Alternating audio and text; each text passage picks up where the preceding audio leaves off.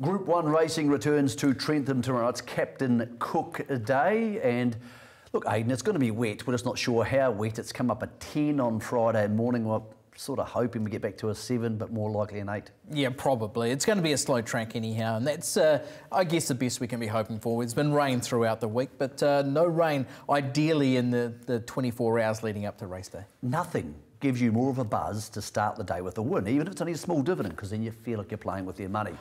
Well, it's pretty darn easy in the first on the card. In fact, there's a lot of similar tips from us for the remainder of the day. But if you like multis, this will be winning. Lincoln Falls, he's the son of Dundeel.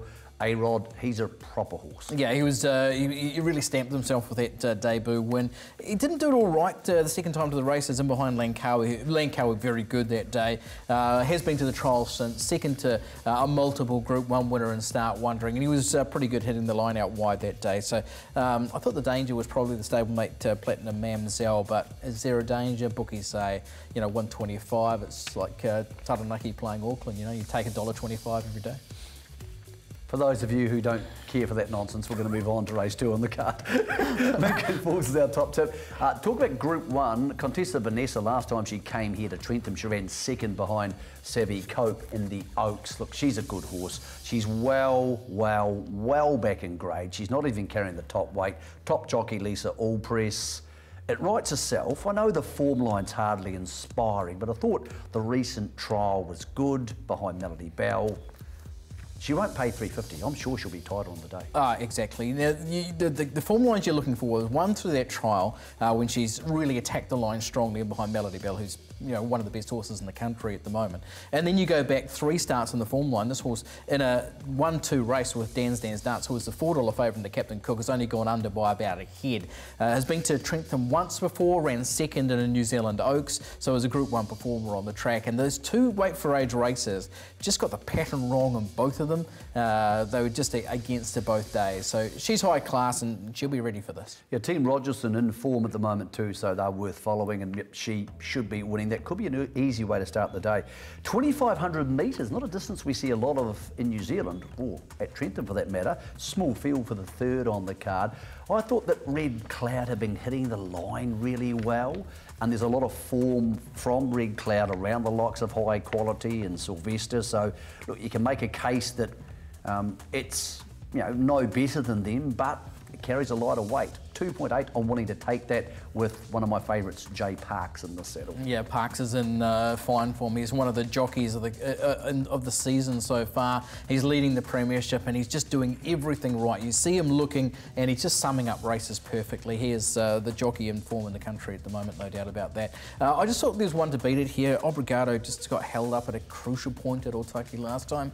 Attacked the line strongly. I think it would have won with a clear run in that day. You got Matt Cameron sticking with the ship, and I'm quite happy to be on Obrigado at a nice price in the third. Fourth on the cards, the Wakefield Challenge Stakes, one of the more unusual races I've seen for a long time. It's $100,000, it's a group race, and guess what?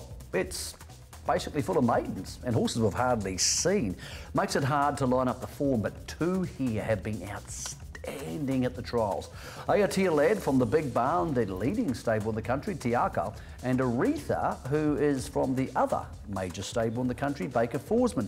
Both good at the trials. I could have gone either way. As it is, I've gone Aotea Lad only because Tiaka are so good at this type of thing. Yep. You've got Aretha, I think we could have flicked them easily around either way. Yeah, both of them exceptional at the trials, and you can understand why they are both leading the market. It's interesting, we've only had 2 horses who have raced going into this. Race day form in 2-year-olds is a big advantage, so there is that against both our 2 picks here, and She's a Lady and Shinsenzo were both pretty good, so you wouldn't want to be ruling either of those out. It's an open race, and Group 2 status, $100,000, it's going to be an interesting one for sure. Yeah, I love the trial of Aotea Lad, but I wouldn't be stunned if Aretha bet it because she's been going super. But you're right, She's a Lady could be sitting on the speed and she might just get a little bit of a bump when they come through the dog leg there. The fifth on the card's interesting. It's over 2,400 metres. I've gone Johnny Lincoln. No markets available for us at time of recording this, unfortunately. You've gone Red Rascal.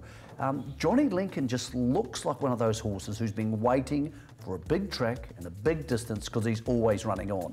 I actually hate horses always running on because they always seem to be running on and not getting you any money, but this might be his day.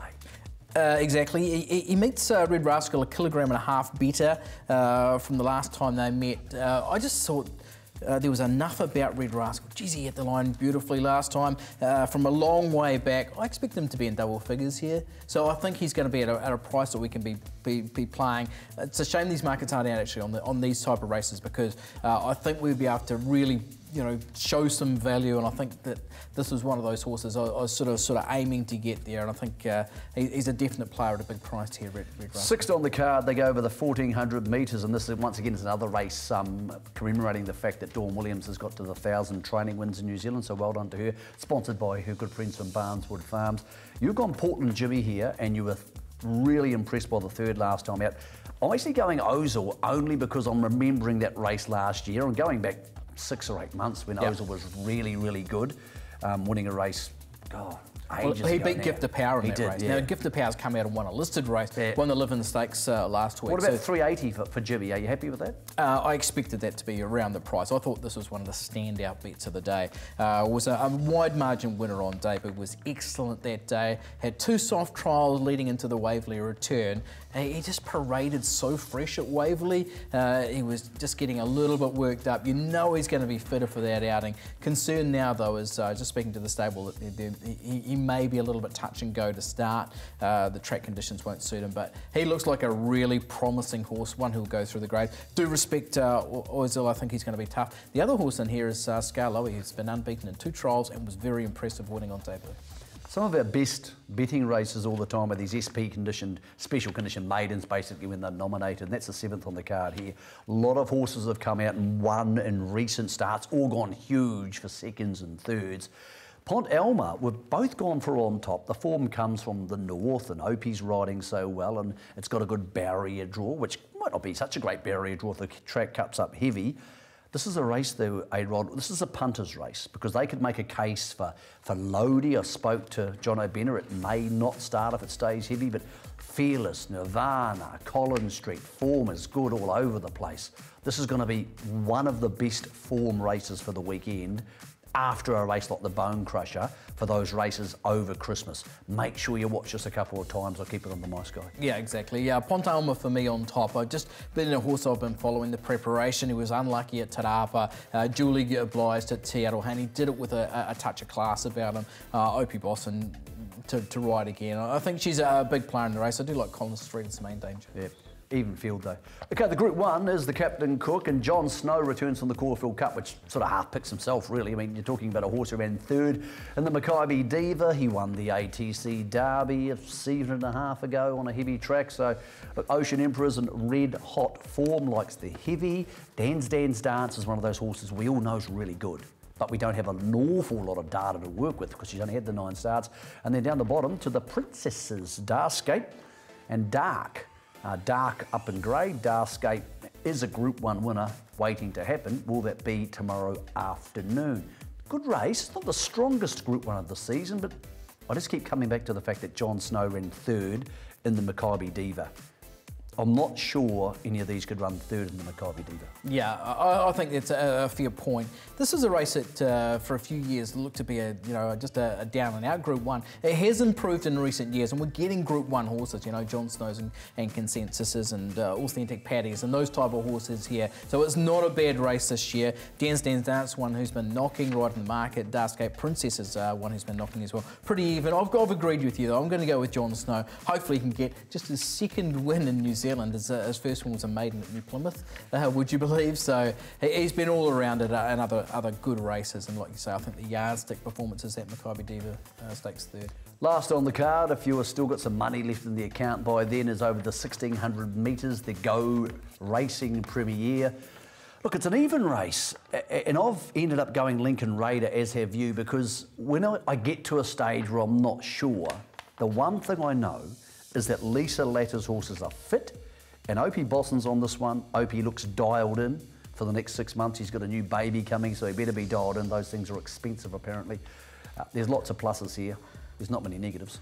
Sectionally, when he won on this track 2 starts back, was outstanding. He was over a second faster in the last 600 than any other horse in the race. Now, there's 2 horses in this race that come out of that race, and they are Father Lenahan and Rock on Eve. Both of them have won since, and he's beaten both of them home by 2 seconds, 12 lengths. He's beaten home the second horse by, so he's just an absolute standout. I'm really taken by him. Last time out, he had things go against him. Go now? I love him, mate. Yeah. I think this horse could be a group horse in a very short period of time. Ooh. So he's a horse that I'm really liking. I think Rock On, he's a danger. Gee, she was unlucky last time out at Waverley. She's at $15, and she was also making ground that day. And it was a race where it was very hard to make up ground. So Lincoln Raider, outstanding. Rock On Eve at 15s is a saver, but can she turn the tables on a very good horse? Both like the same horse, 4.5 getting good money. It could be pretty wet by that stage of the day once they've got into the track. By the way, Aidan Rodley is so powerful. He asked for the market for race 5, and it's just materialised. It just happens. Double figures? That's $9. So just Red about Rascal, you want $10, you got $9. Are you going to argue over a buck? No, I'll be happy enough to take that. I really do like the horse running on. You're getting $6.50 about Johnny Lincoln. Yep, $6.50 for Johnny Lincoln, ridden by the Pope, not the actual Pope, because he's probably somewhere else. Look, I don't know, but he's not at Trentham tomorrow. I'll be very surprised if he is. If you're having one bet at Trentham tomorrow, what's it going to be? The last race, Lincoln Raider? Yeah, I do like Lincoln Raider. If the horse of Fraser Orette starts earlier on, Portland Jimmy, I think he's a really exciting horse. He's one I want to be watching as well, but I just don't know whether he will be there. But Lincoln Raider in the last. Wherever you're punting, have a great weekend, make some money. It's going to be awfully handy because we have some huge racing coming up on trackside in the weeks and months ahead. Good punting on Captain Cook Day.